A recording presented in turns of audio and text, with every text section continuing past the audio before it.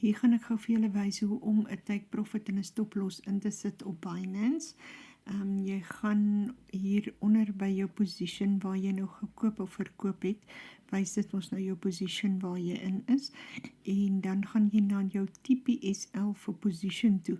Hierdie goedertjies kan jy op verskillende plekke sit, so jy soek net vir jou TPSL for position, dan klik jy op hierdie pennetjie hierso, en hier sit jy jou take profit in. Ek gaan myne nou op 70,999 sit, en dan hier wys dit vir jou hoeveel profijt jy gaan vat as die prys tot daar kom.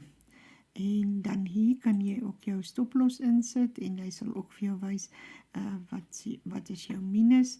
Sê nou maar ek trek nou 60.000, dan wys hy wat gaan hy vat as hy tot daar moes kom.